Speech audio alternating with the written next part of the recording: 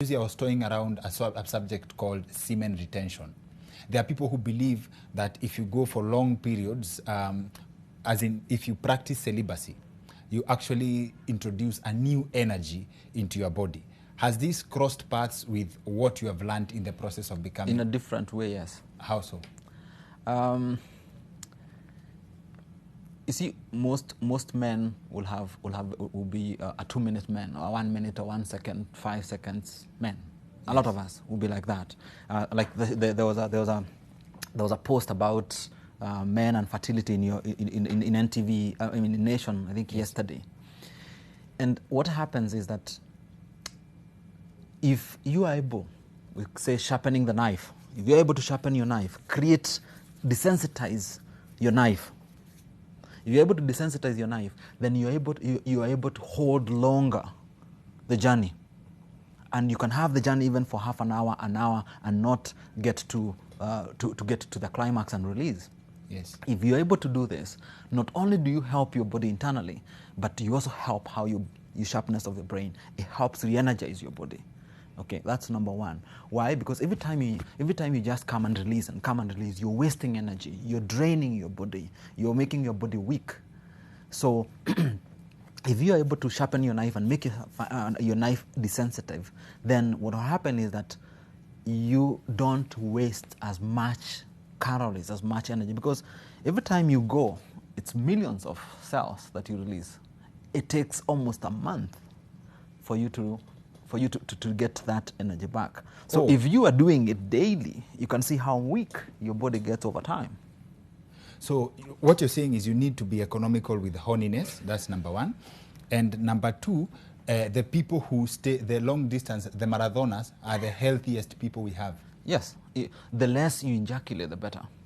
And here we've been making fun of people being on top of each other. Na people, mtu amepiga flight mpaka America, we bado unafanya the same thing. So it's actually healthy. That's what it should be. So your advice to people is to be long-term sinners. It helps you. Yes, yes. If you're long-term, if you run marathon.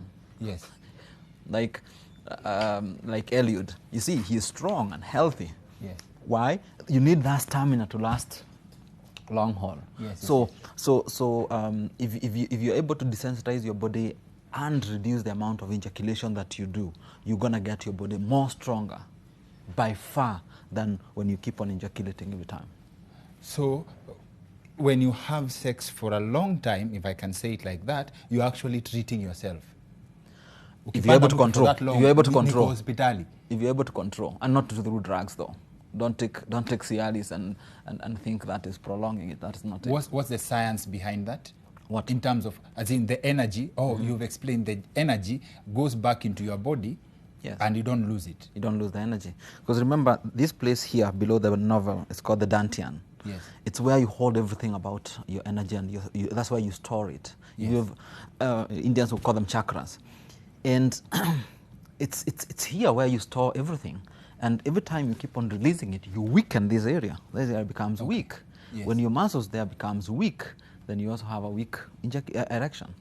So so for the people who practice the opposite of yoga inaitwa nyongai, like the nyongi apparatus, wale watu wa kunyonga, inamaanisha they by doing that, there are people who come from the point of you are actually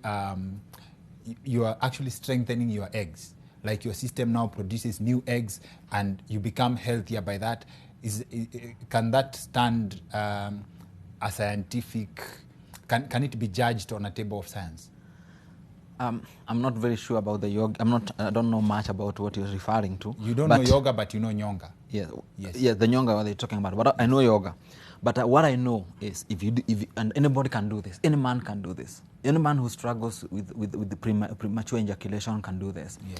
If you are able to desensitize, and that means you have to make it blunt. Yes, you have to. Yeah. You have to you stimulate it, and when you're about to ejaculate, you stop, and then you have to stimulate the other way, and then when you're about to ejaculate, you stop, and you do this for a period of time. Make sure you don't ejaculate. So you can actually gym your. Yes, it's called sharpening the knife. Oh Lord. So if you're able to do it and don't ejaculate, and you do it consistently for a month, you can take it to the bank. You'll last at least 20 minutes. You increase your time. Yes, you increase your time. If you do it longer, Yes. you increase the time more. Okay. Okay? And the longer you're able to stay there that way, then you're able to satisfy your partner very well. Yeah, because women will take longer to get where they need to be. Yes. And most of us men are impatient. Yes, yes, yes. So, Because it's not a competition. yes, so We need to do other things, like we are busy people. but you see, that's the problem. That's the problem. Then, Then you we say normally men say, can't we normally multitask. say the female genitalia knows no. It does not know money or things. Yes. It knows pleasure. If you're able to play good pressure with it, and by playing pleasure with it, you need to be able to know how to arouse it and how to keep yourself longer there.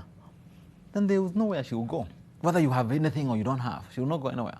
Because no one else out there will be able to keep the same rate.